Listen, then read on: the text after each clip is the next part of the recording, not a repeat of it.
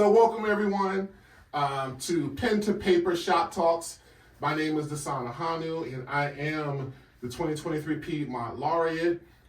We are here at the Durham County Main Library, and I'm excited for this first edition of the Shop Talks. We've got some amazing poets here, and what we want to do is take this opportunity to talk about what it means to be an artist and a poet out here. This is going to be a relaxed, informal conversation, but we hope that it raises some questions, makes you think a little bit deeper, and possibly help give someone out there who puts pen to paper themselves some extra added advice and insights that they can use in navigating their own careers. So I am here with CJ Suit, who is an amazing educator and poet, performing artist, creative, and the inaugural Poet Laureate of Chapel Hill, North Carolina. I am here with Ashley Lumpkin, aka Millie, who is also an amazing poet, educator, organizer, and performing artist as well, who is also heavily involved in working with the North Carolina Poetry Society. And are you also working with North Carolina Writers Network as well? Not with the Writers Network right now. Okay. And then we have Boris Blues Rogers, who is also... How you going to describe me? Yeah. This is also an amazing artist, poet, performing artist, MC, who is also an arts administrator and organizer, an Emmy Award-winning poet, as well as a Poetry Slam champion, and also someone who is responsible for doing a lot of cultural arts programming in the city of Charlotte, North Carolina. And so,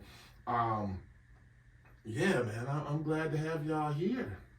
It's good to be here. Yeah. It's great to be here. Yeah. So that's my answer for that. you know what I'm saying? So let's jump into this, and so the very first thing that I want, so let's jump right into this. Is there a lot of money in poetry? Yes, there is, but not for the poet. That's a great question. And I feel like depending on where you are in your situation, you have to define what a lot of money is to you, right?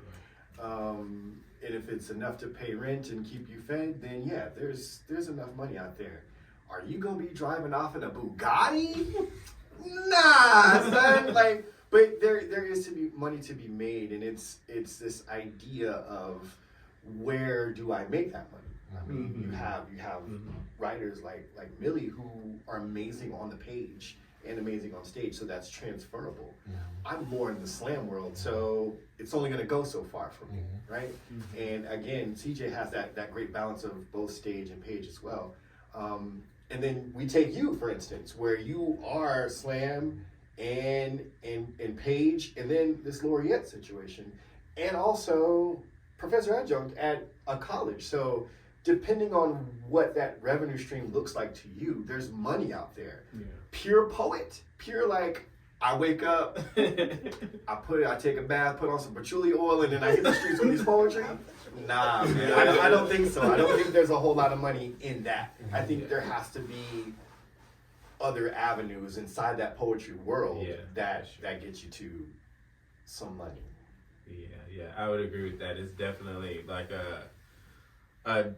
a career path and a journey that you have to get creative about. Like, I think also, just to me, poetry was a thing that came alive for me in the context of church and religious space and seeing preachers do the thing. And so the word on its own to me has never been a thing that has all the traction in the world to gain you all the resource. I think it's also been about who is the person, what is the space it's being shared in, and what are the ways in which people have access to enter into whatever is being shared through the word.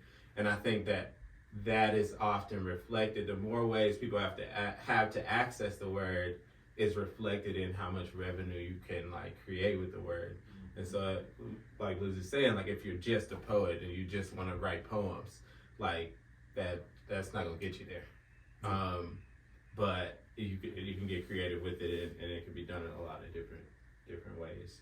Where everyone that I know that is doing like artistry and poetry full time is like multi hyphenated in ways that like are intimidating sometimes, but still it's like, this is the dream, quit your day job, do this, and it's like, no, this doesn't seem like the dream to me. It just doesn't seem. I want to wake up from that. Because that's the dream. So, I think you hit the nail on the head when you were like, you have to define what a lot of money is. You have to define like, okay, what is it that I'm willing to rely on poetry for in terms of making ends meet, and then go from there. Because I think if we look at Tank and we look at Hanif, yes, they're both poets, but they're, I guess if we want to tap their pockets, doesn't come from poetry necessarily. Tank is an amazing singer-songwriter, and that's what's boosted her fame.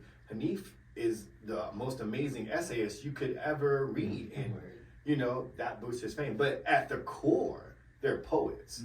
But the thing that got them to where they are wasn't necessarily poetry. So no, that's real. I think about, you can just run it down the list. You can think about Clint, and like the success of his current poetry collection is on the back of having a best-selling, best-selling book that is not poetry, but at his heart he is a poet. We saw Elizabeth Acevedo and how much she kind of like kicked the door downs of this, YA novels in verse, but also, at her heart is a poet. But we see that. I mean, Eve Ewing is now with Ta-Nehisi Coates, like, penning comic books and things, and who also, like, how we came to know her is as a poet, like, there's a lot that poetry can open up in yourself about you and what you can do. And if you can think about what that means, there are things that you can do with it. But I see you there. And I wanted to start there because, of course, when you come into this, the thing that is alluring is to just wake up every day and just wait to touch a stage and a microphone again. and then at the end of the night, pop bottles and rest in your hot tub. It's poetry, man. You know what I'm saying? Like Reverend at the end of everyone. Right. On your phone, be like, this poetry thing and got me to the top. And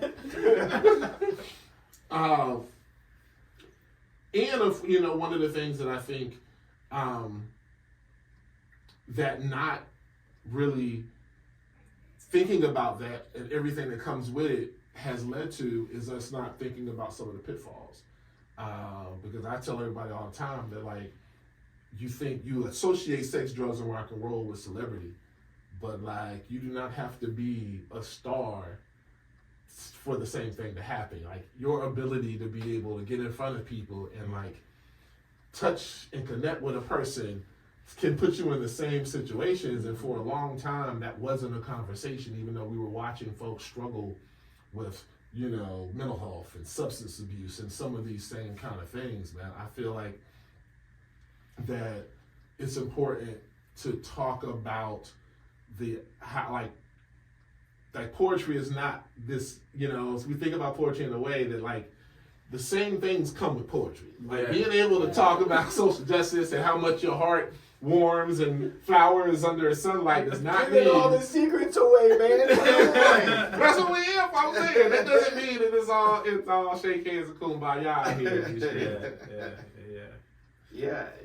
I was gonna say, which is wild too, because like we have this image of what the poet is, but then like particularly in slam, if you listen to the poems, it's like, oh, you are struggling all the time. But then it's, I don't know. There's this wild disconnect. I think it's like most of my poems are about alcoholism these days. But we at the poetry festivals popping bottles, and it's just like there seems to be a disconnect. I remember my first real life, like, I guess disconnect, if the words we want to use. I am a grown heterosexual man. and I was in the strip club. And some people saw me there and they were like, what are you doing here?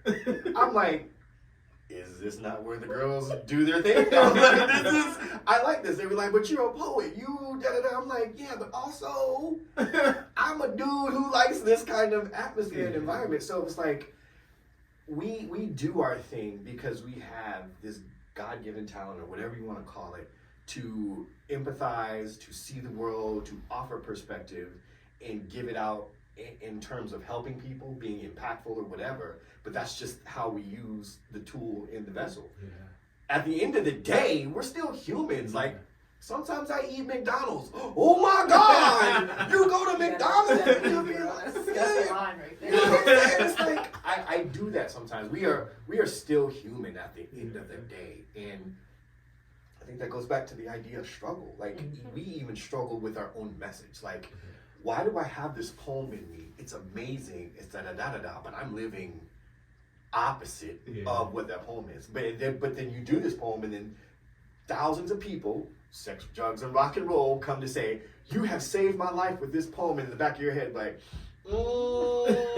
I'm glad you like it because that's not my life in real life sometimes. And it's this weird place that we have to sort of live in, where we have to keep it real.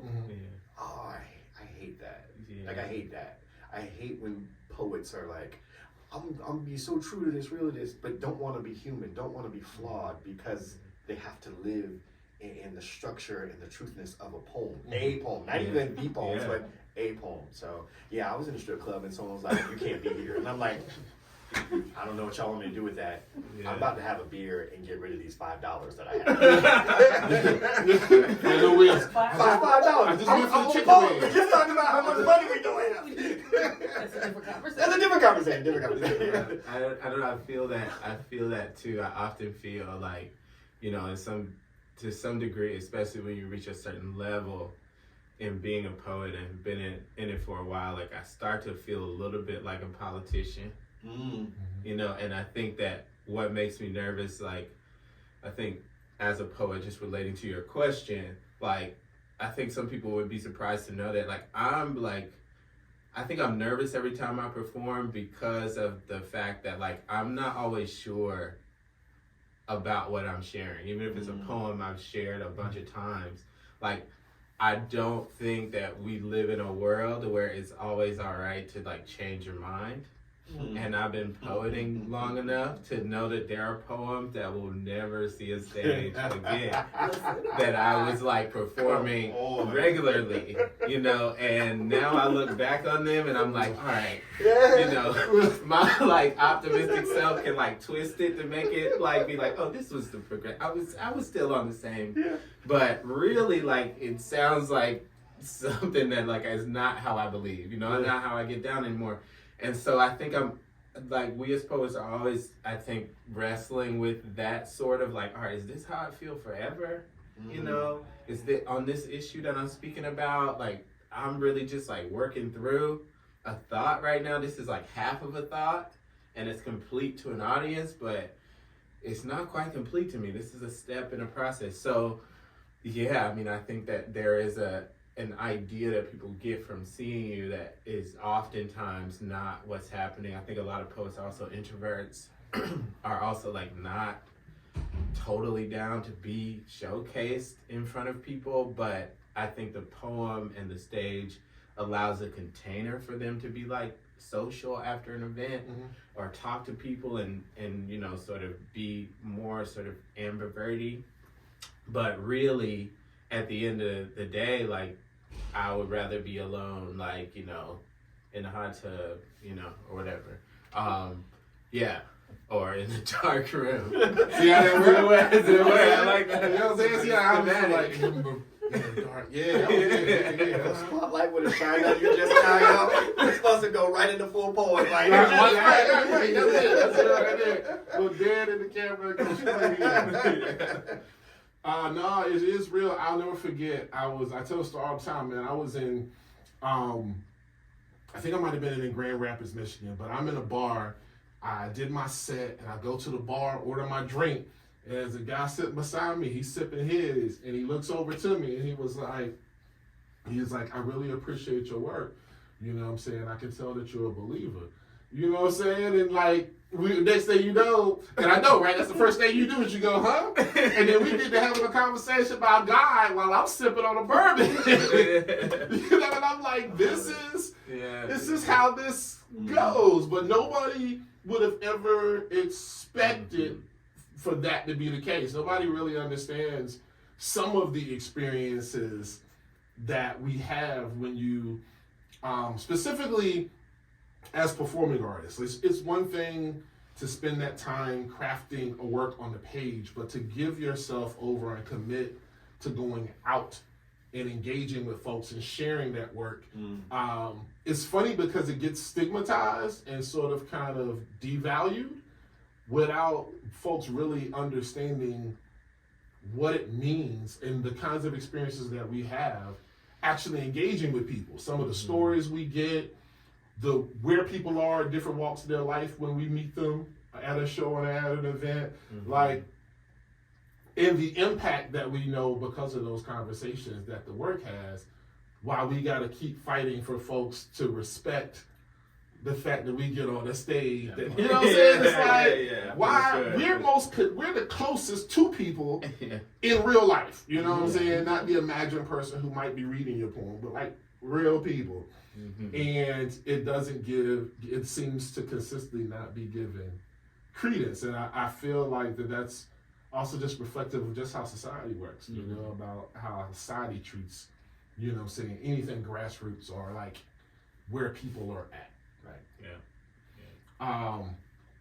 So with that being said, since we're having this this is a shop talk, so like, you know, part of this is just also like how we navigate. This is a room full of Black poets who all have, you know, who move in a variety of different spaces. So like, has it been like, you know, to be here and moving across, not just North Carolina, but moving across the country, where your work has carried you into spaces that, whether they can fully understand you or your work, or are prepared, or even that you're walking into where you are looking at people who look like you or not. Like, what does it mean to move? What has it been like to move as a Black poet beyond the open mic? You know what I'm saying? As you've grown into your art form, what has that been like?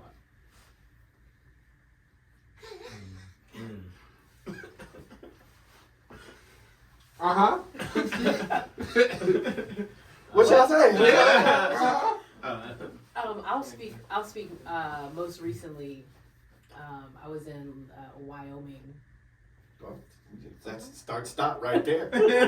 Wyoming. Right. I was in Wyoming at this college out there I did a workshop for some kids, did a reading, and it was like very clear that most of the people that were present did not want to be there. It was very like, my freshman English teacher told me that if I didn't come, I wouldn't pass their class. So here I am. And it's just like, it's wild to me just because in those moments, you feel the weight of like being some type of ambassador.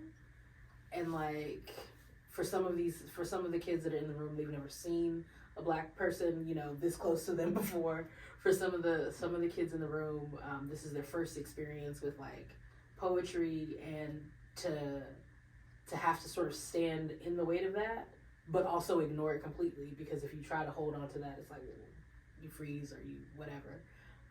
And so there are some spaces that the art has carried me to that I have been legit terrified to be in. But also, like, I believe that if the gift takes you to a place, then the gift will protect you in the space. And so you just do what you have to do, I guess, in those rooms too.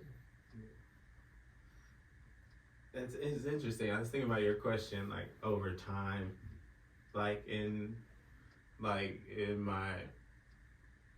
like career as a poet, and I think like there were being a writer and being a poet, I think affords you the opportunity sometimes in some spaces to decide, like, how black you want to be, right? It's like, am I going to do the blackity black poem right now? Or I'm going to just have people feeling like I'm proud of my heritage. And, it's February, that black, And so I think weighing that often, and I think for me also coming up, my genesis of being engaged in the poetic world was white. I grew up in Chapel Hill. My English teacher was a white dude, was the first person who put me on a stage in high school. And we're still friends. He was a political hippie person in Carborough, Chapel Hill area. After that, I went on to be on teams that were much more diverse and got connected to poets in Durham. But my friends joke a lot that my target demographic in my area is middle-aged white women. And so a lot of folks come out and they're we love your work so much. And I think as I've gotten older, it's actually just been a little more challenging for me, because what the reality is, speaking to some of the questions before, is that I get on a stage, people love and appreciate you and praise you to the highest heavens for sharing your work and the vulnerability it takes to share.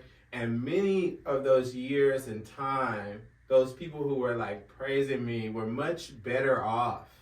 When I went back home as a black person in Chapel Hill, I still felt unsafe when I saw police. I still was struggling to make rent, and just although I was getting all the praise from my community, and many of my fans who were white folks, it was just very difficult. And I think lately what it's meant for me in my work is that I'm speaking directly to the white folks in the audience about how they can get creative about, some would call it reparations, some would call it just being socially accountable to the art that you are getting a chance to witness, but just really tangibly letting people know, this is actually what you can do. This is actually an option for you, and here's my Cash App, and here's my Vim. And I think we as an artist community have been better about that, and that's been helpful. And I do think this sort of space the poet sits in, or in translating the world and what is going on, not only for the identity that they belong to, but so many other issues and worlds that are happening is a tough one, especially when it comes to race and things like that. And so I don't know, that's the start of an answer for me, but that's what comes to mind. Yeah, that's a wide-ranging question for me. There have been a lot of spaces. So NASCAR, right? We'll just skip to that one. That has been a wild ride, where I've always been my authentic self. I didn't feel I gotta make sure these white folks don't be afraid of me. It wasn't that. And it was so weird, right? So my first experience was did an event and went to, I think it might have been the 400 or something, but it was at the Bank of America event at Concord. And I'm usually, Red Bull had this amazing structured tent that was for, Red Bull gonna do something. It's not gonna be super redneck. We're here for racing, but not that. So we're in this Red Bull tent. There's 2 levels. It's da-da-da-da. So I'm gonna venture out amongst the commoners. I just wanted to be out, right? Mm-hmm. So I'm out and I am dressed like I'm normally in. I have some sneaks, jeans, and a t-shirt. And of course everybody either had their shirt off, cut off shirt. It was very redneckish, right? Think your typical white NASCAR person, and that's what the majority was, right? And I'm walking, and this dude comes up. He has no shirt on, rebel flag tag on his left arm. Yes. He's red up to here because he's been in the sun, flip-flops, and he says, "Hey, I know you.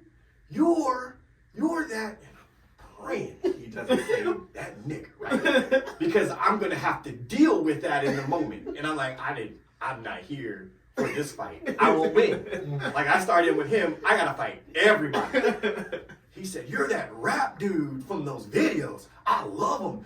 Keep on rapping." And it was the fact that he called me rap dude. And I was like, okay, that's your interpretation of what rap is. And I'm doing poetry, of course, but he called it rap because that's as far as his mind would go with a black person having rhythm on the thing. So I was like, that is a story I will hold on to forever because I judged him, right? Immediately, sunburned, rebel flag, drunk as fuck, and here he comes, and I'm waiting for him to be racist, and he wasn't.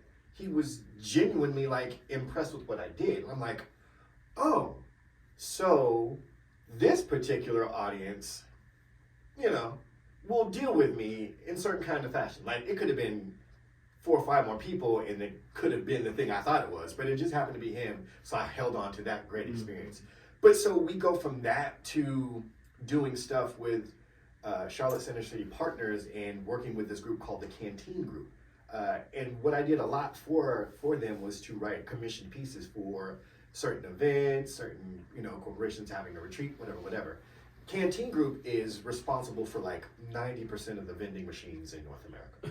And so I go to the event, and it's a room full of white dudes in suits, and they're quiet. They're like this. Lord.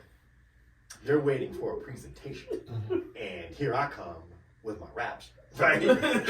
But no, I give them a poem about their group, about their manifesto, and they're like, "Oh, yeah, you can clap. It's okay." So it's this world where I've been in very close to racist situations, to uptight white guys who might also been racist, right? But there are these two different white spaces that I'm operating in as a black poet, not doing black poems, right? I'm just doing what was asked, what was commissioned of the work. I have been in spaces where I got blackety black in front of a mixed audience, right? Where it was a majority of white people. And I still felt comfortable enough to tell that story. Because my gift will take me where I need to go, and it will protect me in those spaces. Also, if I'm the representative in this moment, I'm not finna give you the diet version of this. I'm gonna give you heavy sugar, heavy calories, all the fat and lard, all of the thickness that comes with my experience, and that will be what you are fed on. And so from now on, when you go for an appetite of black art, that is your palate. And that's where my mind was. Like, I'm gonna give you the blackest thing ever. That way, that will be what you weigh it against. Like, I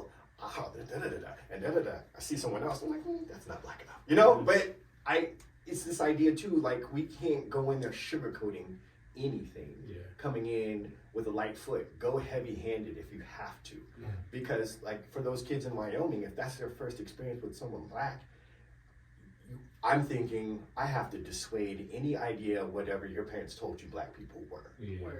Whatever that was, I'm finna break that notion in half. I'm gonna give you poems about sadness. I'm gonna give you poems about alcoholism. I'm gonna give you poems about depression. I'm gonna give you poems about being black. All the things, these 3 things you've experienced, but the one thing it wasn't black. And now that you know that I experience all the same things you do, oh, you're no different than my uncle, who has a severe drug problem. You know what I'm saying? Like, I understand that story, and I think that's where we come from, speaking our authentic selves. That says, not only is this my black experience, but it's a human one too. And you are no different than me, other than the color of your skin and maybe your economic setup. Yeah, that's one of the things that I really appreciate. And I know, knowing y'all and knowing how much we've all kind of just been around each other, and have shared space together and stages, is that thing of a breadth of work. And I know each of you do that, so that when you see you are a black poet, you are from wherever you are, from whatever background, working class, rural, country, whatever, but you also are a human being. You also are you know, a partner, a parent, like that. There is a breadth of, you know, because sometimes there's this narrowing that happens to identities, and especially when you're an artist, because, you know, people get narrowed in general. You know, there's stereotypes and tropes and all these ways, but when you're an artist, you also get narrowed according to your art and what people want it to mean. So like there's an additional narrowing, like, you know, if you are Asian, then it's like, we narrow you to this because we need you to be this, and everything else gets ignored. If you're queer, then we need you to be this, and you don't get to be everything you are. If you're black, you better be black. And it's like, I am. You know what I'm saying? Like, I wake up every day. You know what I'm saying? So if I write about comic books, it's a black comic book poem, because I wrote it. Like, that notion of like don't do that to my art, as if, because what I don't think people understand is when you do that, it's almost as if you're saying that I'm not. Right? Like my art has to be a thing, as if I'm not already that thing. And I'm like, no, you know, what's we're doing that. Funny about that, for me, is when you do that at a slam that's judged by a majority of black folks, and you do something that's not very pro-black or not very that thing, and then you get like a low score. I've done poems about amusement parks. I'll probably do it at the reading, y'all. But it's funny, right? Oh, God forbid you're black and funny. In a black event, it's just anyway, black people exhaust me sometimes when I can't be all the things that I want to be inside that breath you're talking about. When you have to preach to the choir, when you have to be, this is my, because they see this, and they see this, and then they see this, and they're like, here comes black anger and black oppression. And if y'all know me, I'm a goofball. Like, and that's where my writing comes from. But I get it, you know what I'm saying? Where they narrow you. The minute you try to break out of that, they're like, that ain't who you are. They tell you who you aren't. And this is who you need to be doing these kinds of poems. So shout out to black people for that narrowing sometimes that y'all do. I love y'all. But I'm rocking with my people. I rock with my people. Well, it's a funny thing. I remember early on, I was on the West Coast, and it was a conference of organizers. I was out there because we were doing some work around intersectionality, and they asked me to do a poem, and I did, and I had that moment of like, was it political enough? Like, did I do the thing that they expected me to do as a poet? And I had all this angst, and I sat down beside this long time, like, well-established union organizer, Bill Fletcher, I'll never forget. And he saw me, and I told him why, and he was like, no. And it opened up everything. He was like, actually, no. He was like, the poem had everything that you've learned in it. Like, it didn't need to say a thing. The politics are represented in the poem. And in that moment, what I took from that was if it works, like, if we are the thing, then the poems come from that place. They don't need to say a thing, because the thing was how we created the poem. And that was a revelation for me to come from someone. And if it had been from anybody else, I wouldn't have took it that way. But from someone of that stature to say that, I was like, oh yeah, you know what I'm saying? Like the expectation, if you raised a certain way, then the expectation is everything that you do is a reflection of how you were raised. Like, but like, I never associated that to our art. That if we, and it goes, and this leads me to my next question about the value of being a part of a community, a scene, a collection, a tribe, like, because of course, if that is the case, then the collection of folks that you are around and interact with also has an impact. And I feel like sometimes what we see what happens when you are around a group of folks that you feel a level of responsibility and accountability to. And then we've also seen when you are part of a group or a collective or a space that doesn't, you know what I'm saying, that isn't there, and what ultimately happens. So I would like, so my next question is about being like, what does it mean to be a part of space? And I say, I'm not going to naturally call it community, because I've had arguments with folks who say that there isn't a poetry community. Some people prefer scene. Some people, for these very reasons, right? Folks get very intense about what our collection of us are. Mm-hmm. But like the two-part question: one, what are your thoughts about the importance of being a part of a community of writers and poets and artists, and also about what it means to really be critical about who that group of folks are. I don't know. I think that's super important, and I think I'm feeling it now actually as now a laureate, and there's more and more laureates. Like when I was a laureate, there's like 3 Black laureates in the who live particularly in the Orange County area. Jackie Shelton, Greenhour State Poet Laureate, was here, and Fred Joyner was Poet Laureate of Carborough, and now Cortland Gilliam is the next Poet Laureate of Chapel Hill, and we're all Black artists. And you're Piedmont Laureate. It is really great to be looking at people next to me and being okay, here's the standard right now, which is high for anybody else coming into those positions, anybody else who wants to be hanging out with the squad. This is the standard. Do Mama Jackie like you? No, then all right, you're gonna have to be on the sideline. And I think a standard is important, and also just that accountability, and folks to let you know that your words are valuable and what you're doing is valuable. And I think that sort of the other piece of it for me is that it also has made me feel I don't need to do everything. Right? I think it's made it okay for me to have my lane, right? And what my lane is, and whatever I want to talk about, or how I want to do poetry or bring poetry into the world is cool, because Dasan has got it in the institution on a professorship. I don't need to become a professor. Jackie's willing to handle all the things that come with a state level laureate. I don't want to be a state laureate. I don't need to do that.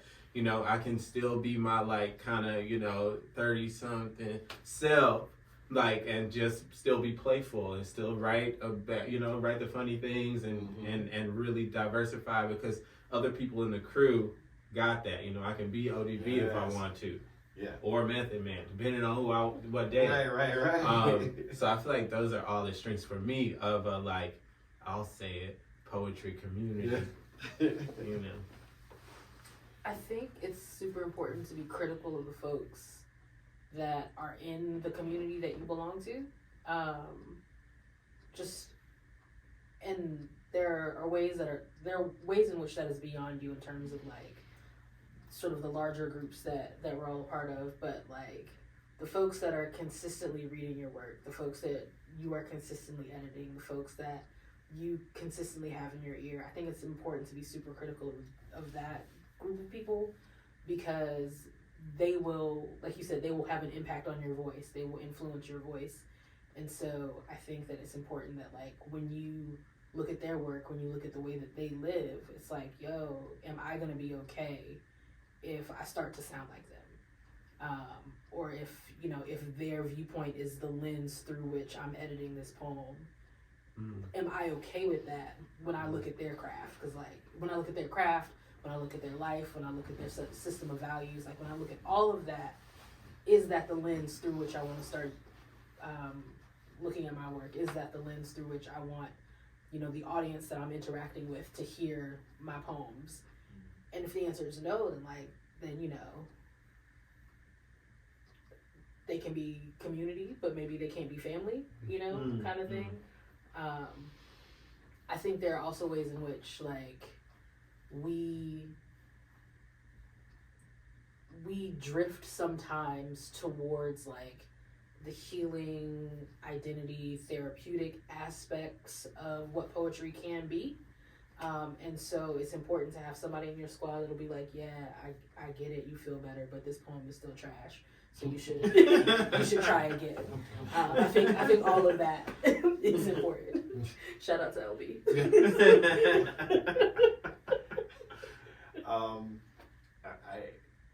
I think for me, it's sort of this tiered out thing where it's family and then scene and then community, right?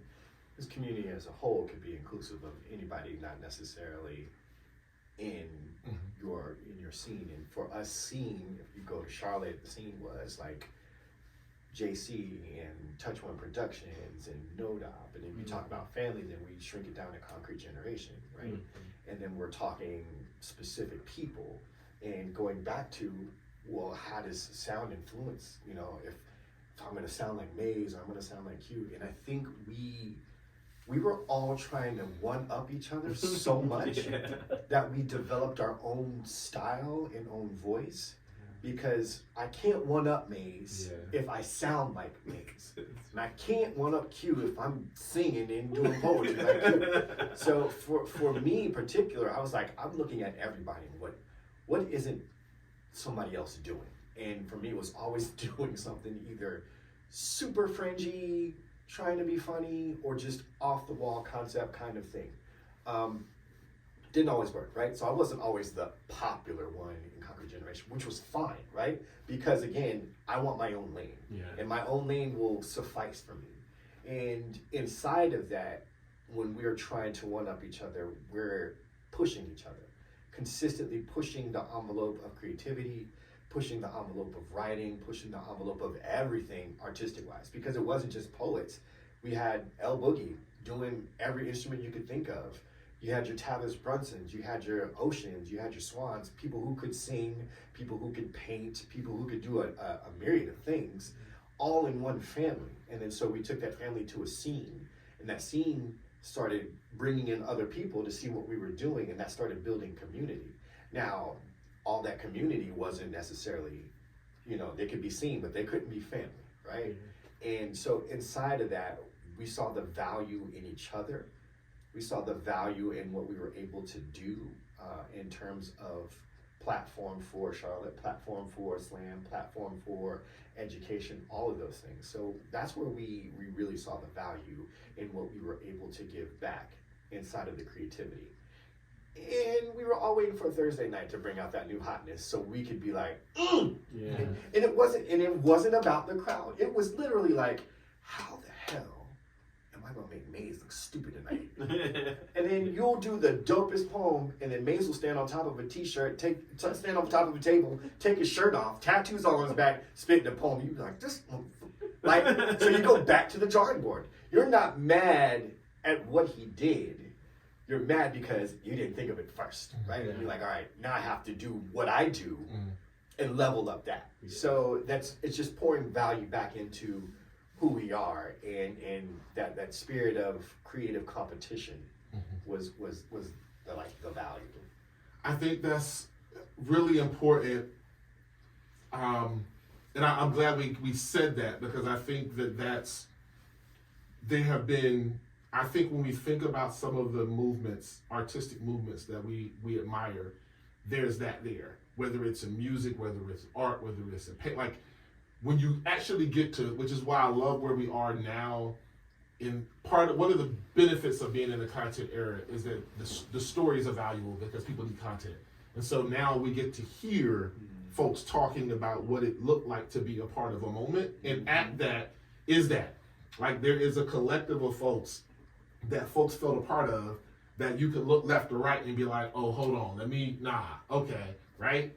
And I think that when we think about family and seeing the community, that dynamic of pushing and challenging and encouraging and like setting a standard that everyone kind of grows up through is one of the things that we have to kind of continue to talk about so that doesn't get missing, because otherwise then that whole dynamic becomes social, even though they're all artists, right? And what you get from it is just a portion of what you need, right? You got folks to chill with, but like, what else are you getting as you navigate this thing? And I worry about going even back to earlier conversation about sex, drugs, and rock and roll. Like, I worry about young emerging artists who have really, really wonderful social circles of artists, but like the art isn't centered in that. And watching everything that happens when, not just to them, but to their art. Yeah. Right. when you are part of a circle, or when your family, and because it has an effect all the way up, it ripples, and if it ripples too far, like if you think about that tier, if a ripple happens and it ripples from family to seeing the community, you have to traverse that whole thing back behind the ripple. Yeah. And it's like, but there's a group of people here that should ideally be like, whoa. Like, nah. That's not it. Nah. Right? With an awareness that, Yeah. like, we gotta have this conversation now, because, like, Sure. this ain't gonna work, and God forbid, Right. this becomes, like, nah. Like, let's not. Let's just Yeah. not do that. You know? And I believe, like, in the midst of the business and all of the other things that we navigate, going out and sharing these poems, writing grants, all of the things that we do, like that, because it goes hand in hand. Like, if you got a social group, then are y'all talking about going after artist calls or grants, or like, Right. you know what I'm saying? Are y'all able to plan an event successfully together that centers all your art? Because we know collaboration, especially when we all ain't got no money and resources, like, you know what I'm saying? Like, you're stronger together. Right. Word. And then the more activity there is, because the impact goes the same way. Like, the more active, it's the Wu-Tang thing. Like, the more active the fam is, the better, the greater impact it has on the scene. And if the scene is dope, then the better it puts you in for having an impact on the community. And then the doors it opens, which are able to continue to help you kind of navigate. Yeah. And as I know that we've all here in North Carolina have been able to be a part of that, but I honestly can't say that the things that we kind of came up through are still intact for those who are behind us. You know, like the thing you were saying, I've been sitting here trying to like work through it, just because like I think a lot of that upbringing, at least for me, like I realize it has a value for me, but I had a hard time with slam. You know, I was on a Bull City team like 1 year or something like that. And like I was a slam coach. I coached the youth team and you know, ran an organization that was built around poetry slams and things like that. And I feel like, you know, I still have a hard time with slam, and not just because of like slam itself, but that it is like in some spaces, in some places, like the only option to enter into like the community. I also like just philosophically, I mean, I could talk about this for a long time, but I'll try to make it quick and then move to what I'm like answering your question. But like, you know, I just feel like philosophically, like putting scores in the hands of strangers who aren't poets and don't know poets to attach scores to poets and decide who is the team of poets that gets to be together and start the community and start, is just like philosophically weird. And I think I also had a like, you know, my ego was a little tender. So, you know, when I got them like 7.3s and whatnot, like it was just like, what? Did you just hear? You see how much I struggled through that poem? And so, yeah, I think because, to me, to a certain degree, because of the like sort of slam focus, in some ways, I think that people feel like, at least I felt like I had to be like in or out of slam in order to be a part of the sort of like the family or the team. Like I feel like I was still a part of the community, but not necessarily like that sort of family feeling. Maybe like distant cousin once you're not in slam for a while. And so like I think that in some ways what we're sort of reckoning with is that I think we can be more creative. And I've been thinking about this since I was a youth poet, is that like there has to be another way that we can get people excited about hearing poems, sharing poems, turning up poems. And I think the open mic is one of those ways, and other like tools we have, but get people as excited as they are about slam without sort of having people sort of like, I mean, in the worst case, like dignity on the line, because they came and shared the poem that was about like, you know, a death in the family or something else, you know. So I think a large part of what we are in some ways reckoning with now is just that we have been, as a poetry community, as a performance poetry community, very focused on slam for a long time. And like that's been our way of like turning up. And I think in bigger cities there's like more open mics and there's more like, you know, like Concrete Generation, like I was just like when YouTube videos was grainy, I was like, we gonna find the Maze video, the CP Maze video right now.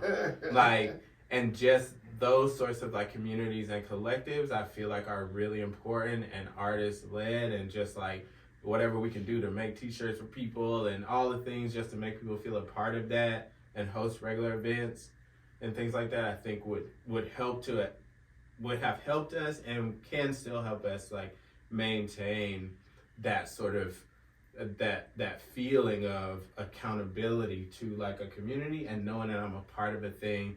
And I think this happens in some ways, like City Soul in Raleigh has a beautiful community of young poets who are like, what you coming up with next to open mic? Which is why I love open mic so much.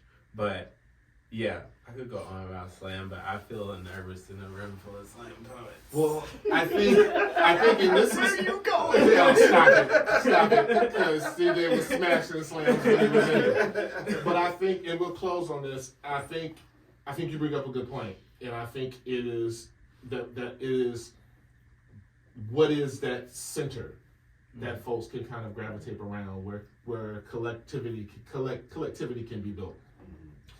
Slam does it because it's a natural lightning ride, you know. But what we've also seen is there are a lot of people who aren't comfortable in that space. The open mic can be, but it isn't inherently built in because it exists as a place that everyone could come back to. So it's more of a destination for everyone to find each other.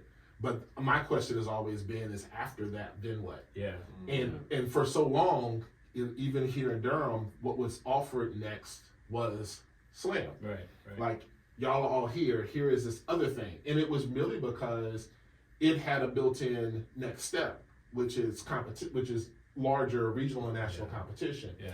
I think what question we're left with that kind of permeates across everything that we're talking about is, what does it look like to take time to think about what are the breadth of next steps and what kind of space you welcome folks into to think about that. You know what I'm saying? When we think about, we've had conversations where you think about voiceover work and doing commission work, where you think about, the fact that we had to fight Ashley to let us know that she wrote a libretto that is actually being performed. So what does it mean when this work takes you into the theater? What does it mean because not everybody needs to be a teaching artist. Right. We need to have that conversation because it's an easy way because it's a natural way for folks to go after to help sustain themselves. But not everybody needs to be. Everybody that's out here doing workshops and teaching these youth programs and teaching these classes away from my children. Does not need to be doing it. So what does it mean to have a space that actually talks about what it really means to be a teaching artist, and what it means and what does it look like to hold those kind of spaces that folks can be? And I think that's a question I want everybody to kind of carry with them. And I'll close with this. See, you maybe remember this. Not everybody out there has seen this, but when we first got into slam, our slam coach, this is required watching, was to watch a documentary film called Slam Nation. Yeah. And it followed this New York slam team of poets, all of whom went on to great acclaim. It was Jessica Kier Moore, who is, just a rock star of a poet, published author, tore down the Apollo, like all of that. Mums the Schemer, rest in peace, who went on to be an amazing actor, was on Oz and all of these other things. Taylor Molly, who became an internationally known poet and educator, known for being a teacher and being a poet and writing about that. And Saul Williams, who, went all on stage, screen, film. And there's a poem in there that gets a 4. And Saul loses it because he's like, 4? You gave a poem about like it was something the heart felt like life of truth. He was, and I'll never forget. He goes, "If you give truth a 4, you will die." It's like, how do you give truth a 4? Oh my God! Oh my God! I was like, it was such a real moment, but it was also like, I this, feel like that moment was the reason the rule, please don't berate the judges, because he went, give truth a 4. If you are a human being, you give truth a 4, you will die. Thank y'all so much. I appreciate y'all for being here for this shop talk, for this inaugural shop talk. Yeah, I appreciate you. Thank you so much. Of course, let everybody know where they can find you, Blues. Yeah, IG, BLUZ, Blues. I think I'm on TikTok as the same thing. Mm-hmm. It might be MRBLUZ or Blues. It's just, Instagram is fine. I'm everywhere as Limpelstiltskin, which is impossible to spell. So if you just go to ashleylumpkin.com, you can find all the other things. Yeah, for sure. I'm on Instagram, Twitter, Facebook, CJ Suit, or Suits You Right with a Y and a W, if you can figure that out. Otherwise, just CJ Suit with 2 T's. And I'm Dasan Ahanu, Dasan Ahanu across everything. And you can also... Even across your shirt. Yes, and across your shirt. You can also follow Piedmont Laureate.org is the website. Pied Laureate, I think, is the IG and possibly Twitter. And so thank you so much for tuning in to this Shop Talk, and stay tuned for the next one.